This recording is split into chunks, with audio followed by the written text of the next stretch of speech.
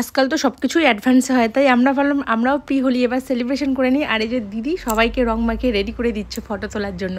তো আমিও রেডি, এদিকে বৃষ্টি রেডি, এদিকে এই যে আমাদের কানু যার নাম হচ্ছে গোপাল, আর এদিকে একজন চুপ করে আছে। তো আমরা বেরিয়ে পড়লাম। আনু এদিকে আয়, তোর মুখটা দেখা, মুখটা দেখা।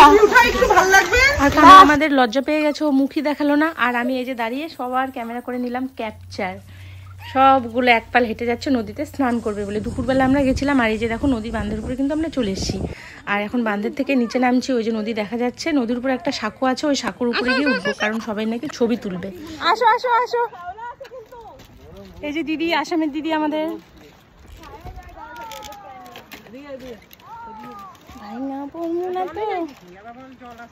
জলও তো নাই।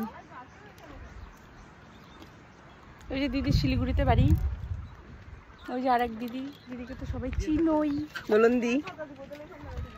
আসো আসো সবাই আসো, দেখা যায় না? হ্যাঁ দেখা যায় ওটাকে। আর এই যে নদীর চারপাশটা একবার দেখে নাও। আমরা যাব এই জায়গায় জায়গায় সাঁকো, ওইখানেও একটা সাঁকো, ওটা অনেক দূরে।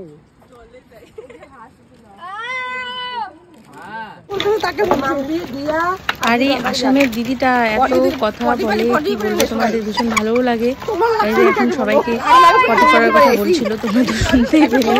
যাই হোক, আর আমরা নামার পরও ওদের ফটো সেশন শেষ হচ্ছে না। দেখো ক্যামেরার কি পোজ দিচ্ছে, আর আন্টি দিবে ফটো তুলে। দেখো পুরা বলছে আবার পাগুলো নিস না, হাই চপ্পল পরে আসছে বলে। তো যাই হোক, আমরা এই সাগর থেকে নেমে এখন সোজা চলে আসলাম এই ড্যামটার উপরে। এখানে একটা মানে নদীর উপরে সিঁড়ি তৈরি করা হয়েছে, ওখানে স্নান করবে সবাই। তো এই যে স্নানের জন্য এখানে চলে এসেছি সবাই। তো একটা গ্রুপ ফটো প্রথমে তুলে নিলাম, তারপরে এই যে এখন স্নান করবে সবাই। আর আমি দেখবো, কারণ আমি তো স্নান করে আসছি, পুজো টুজো দিয়ে আসলাম, আর স্নান করব না, কারণ এই মানে এমনি ওয়েদার চেঞ্জ হচ্ছে, তার মধ্যে যদি এখন স্নান করি তাহলে আমার মানে কাশি সর্দি একদম আমি কাবু হয়ে যাব। তো আমি আর স্নান করলাম না, আমি সবার খালি ফটো তুলে দিচ্ছি, ভিডিও করে দিচ্ছি।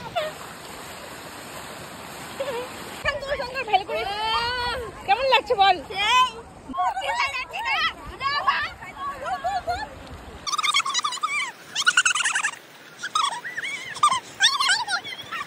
এখন আমি ভাবছি যে আমি কেন স্নান করে আসলাম। এদের দেখে আমার খুব মানে খারাপ লাগছে, কিন্তু আমি স্নান করবো না, কারণ আমার এমনিতে সর্দি কাশি একটু ধাঁচ বেশি। তো এদেরকে দেখেই আমি এবার আনন্দ পাই আর কি। পরে আসবো হোলির দিন, যেদিন অরিজিনাল হোলি হবে সেদিন আসবো।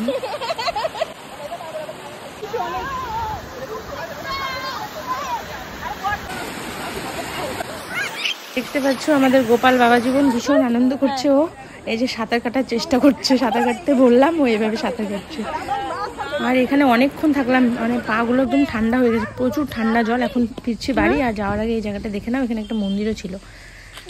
ভিডিও ভালো লাগলে লাইক কমেন্ট করো বন্ধুরা, টাটা।